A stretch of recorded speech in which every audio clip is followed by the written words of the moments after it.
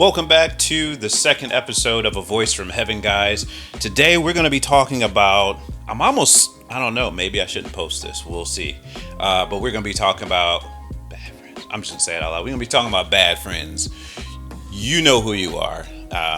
So I hope that, there's some good takeaways from this video. And I hope that, ultimately there's some good wisdom that you can take from this video that helps you make some good decisions about the friends in your circle in your life. All right. So, this is a topic that I could talk about for a long time, because there's many aspects. But today we're just going to talk about what I would call a bad friend, right? Now, a bad friend isn't somebody that's just always visible, right? Usually most of us don't have friends around us that we're just like, they just blatantly bad, right? I mean, then that says something about you at that point, what you're allowing around yourself. But I'm talking about, a friend that over time you kind of start seeing some things. You might start noticing there's always an issue, or something coming up when you're around that person. I'll speak just from some of my experiences in life. Growing up, I had what I call friends, but they were just people that were around me, and I didn't really have a choice at that time. So I call them friends, but, looking at life as it really is, they were not friends. There's a lot of people who didn't like me for reasons that were just really silly. It could be jealousy or stuff like that, but they would still be around. And then also there was something in me too that had to change, because I would have some what I would call friends that was around me, mainly because there was a benefit on their end. So I want to do something real quick. So let's look up the definition of the word friend. All right. So I don't know if you guys can see that, but it says a friend is a person whom one knows and with one whom has a bond of mutual affection, typically exclusive of sexual or family relations. Okay, so that says mutual. That is a key word, mutual. Let's dig a little deeper. What does mutual mean, right?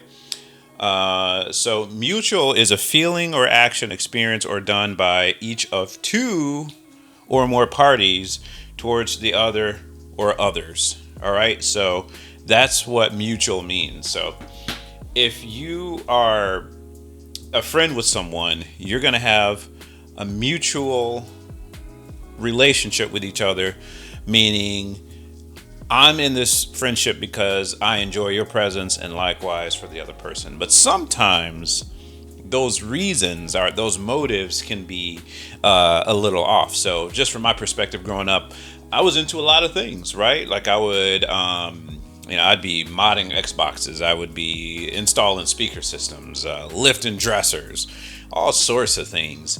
And I didn't do it for any other reason than they needed help, or I wanted to show them how to do something or help them do something.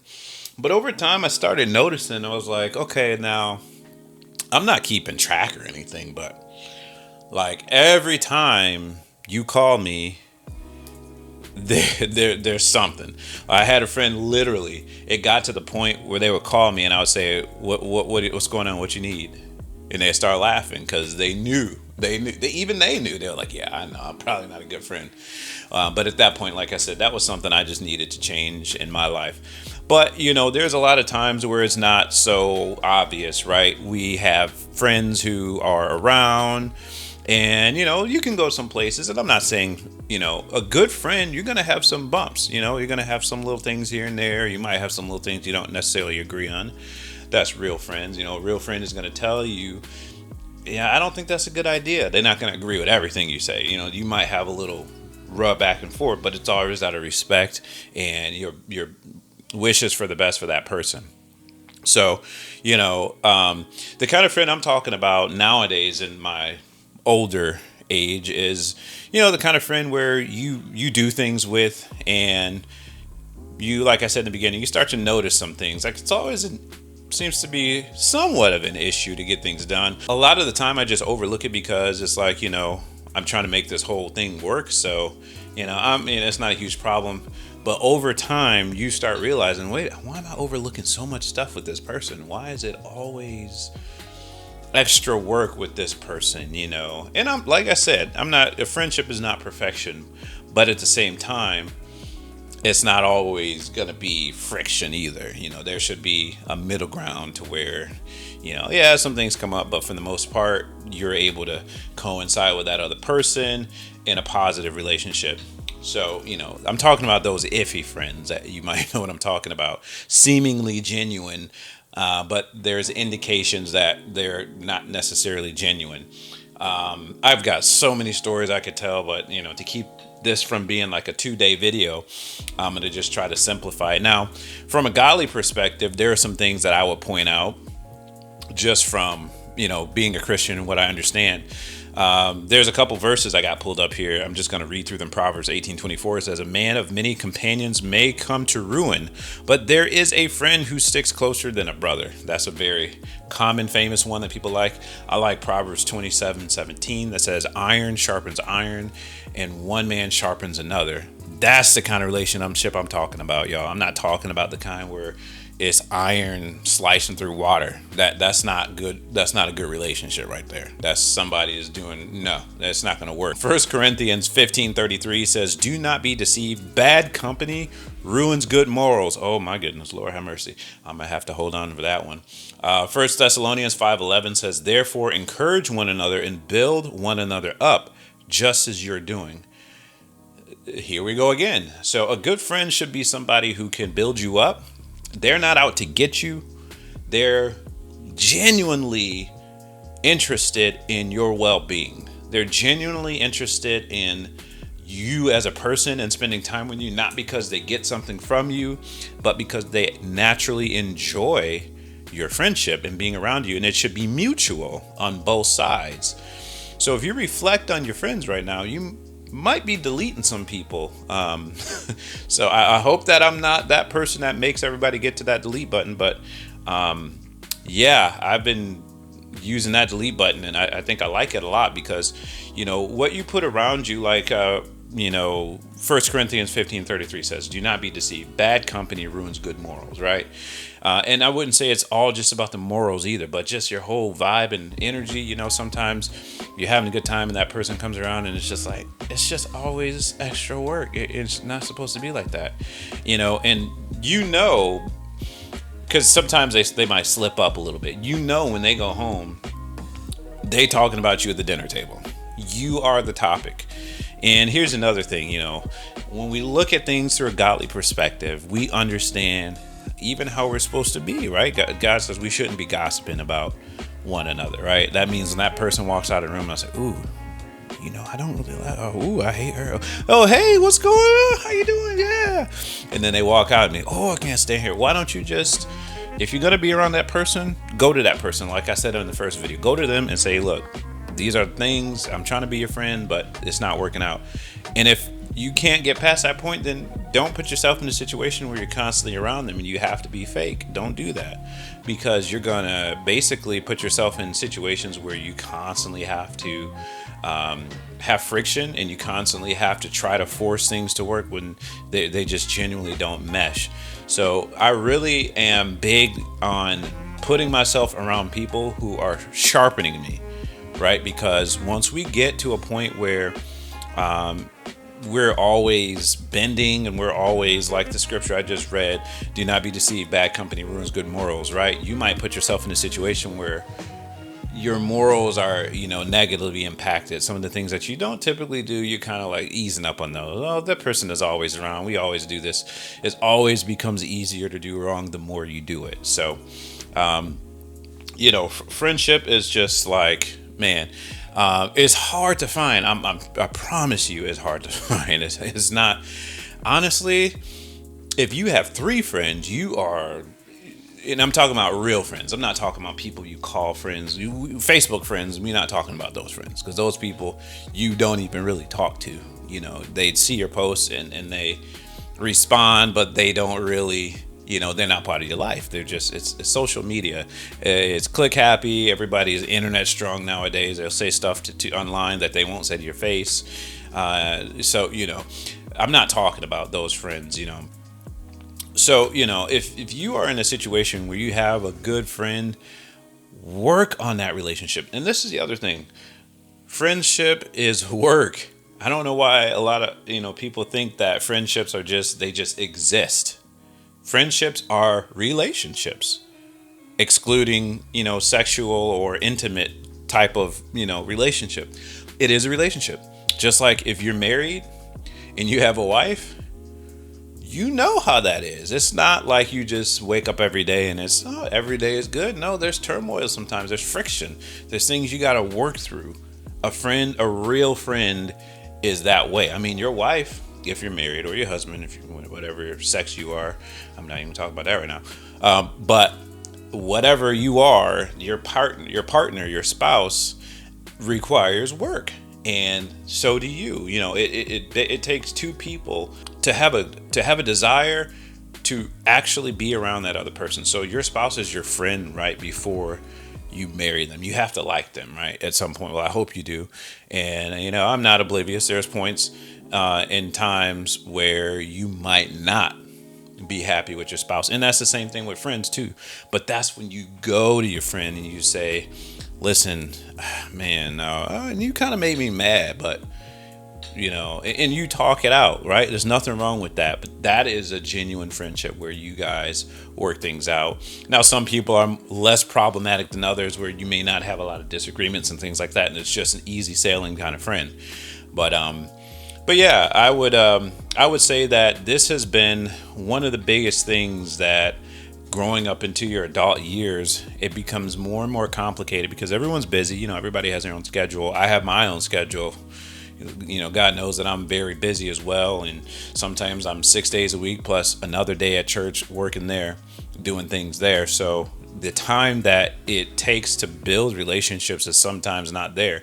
So I literally have to make an effort to reach out. And what happens to me a lot of times is I'm putting forward effort because I understand the importance of a friendship, but it doesn't reciprocate, right? So there's even people that I've met in the last year or so, that I've met. And, I had a particular guy that I met. We hung out a little bit, for the first week, we were talking back and forth. And I said, you know what, I really want to invest time into this person because they seem, they're Christian, they believe, and I think it could be a situation where iron could sharpen iron. But, falling into that same thing again where, people are benefiting from you, and it's like they're not truly involved in you as a person and getting to know you. My willingness, like, to go do something, like, let's say they called me up and say, hey, Evan, I would like to do this, and maybe we can hang out here. I'll be open to that. I say, okay, let's do it. But don't let me ask somebody, hey, what are you doing this weekend? It always has to be convenient. So these are the sort of things you want to look out for. When you're looking for a good friend, if you're finding yourself always being the one who is inviting, and you're always the one who is calling, and you're always the one who is texting, and you're always the one who's reaching out and making all the effort, I would encourage you to do a deep search on your relationship and see, is this a good relationship for me?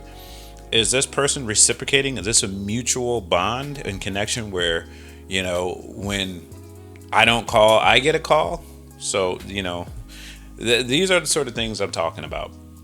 But, I hope that this is an eye-opener for some people. And I know that there's many people who have similar problems. And honestly, I understand people who want to just be by themselves because friendships are work, y'all. It's not, it's not just a thing where it's just, like I said earlier, where it just exists and you don't put work into it. It is something that requires work. And, some people have all automatically just, opted out of the whole friend thing and they just do their own little thing, which I would understand too. But as a Christian man, I do believe you need to be around the body of Christ. This is why I believe going and being in a local church in the community where you serve. And remember, it is not all about you either. Life is not all about me and fulfilling my needs either. It would be nice to have, a whole lot of friends, but it's actually in the scriptures. Sometimes you're not going to have, 10, 15 friends. I do have the Holy Spirit. God is always with me. But it is nice to have that brother or that man. Now, I will say, my brother, Stephen, this is a sharp man. Now he's actually one of the people I speak to the most. And he's actually that other iron that helps me stay sharp. And if you have that kind of person, let them know by communicating with them that you value them. Reach out to them regularly. Talk to them, listen to them. Don't, have that same respect that you want them to have for you, for them, right? If you want people to listen to some of your ideas and listen to your thoughts without being cut off, then do the same, reciprocate, right? So, I would say if you have that person, let them know, that you cherish them, not by your words, but by your actions. That's really going to speak volumes to them. Simply by, putting forth the effort to be a friend back to them. And lastly, guys, being a Christian, sometimes, like I said in my prior video, the first episode 1 on this channel was that, sometimes there's things you need to discuss, right? Sometimes, being a man or being a woman, you need that other man or you need that other woman. Now listen, hold up now. Don't get me involved in your extra situations you got going on. I did not say find another female and do all this or find another man.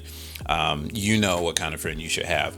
But, basically what I'm saying is there are times where you need that ability to talk to somebody who's going to listen to you and understands your point of view as well, and genuinely listens to you. Because if you're watching this video and you've never had valleys in your life, then you're just a superb human being.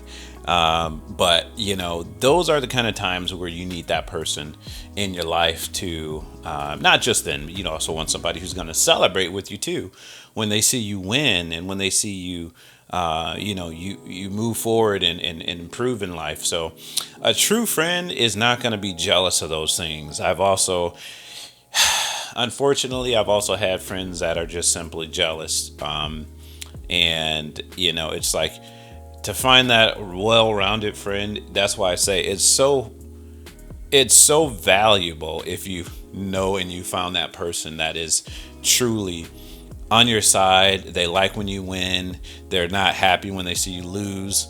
That's the kind of true friendship I'm talking about. So I hope that, these sort of conversations really resonate with other people and, you can relate and understand. And hopefully it opens, someone's minds to maybe become a better friend to somebody else, or for somebody else to realize that they need to be a better friend to their friends, and all around. Hopefully it helps people to really think about also those friendships that are not producing. And then for those people who have friends where, it is actually making them less moral than they should be, that they would cut those off. So ultimately, I hope that, there's good that comes from this.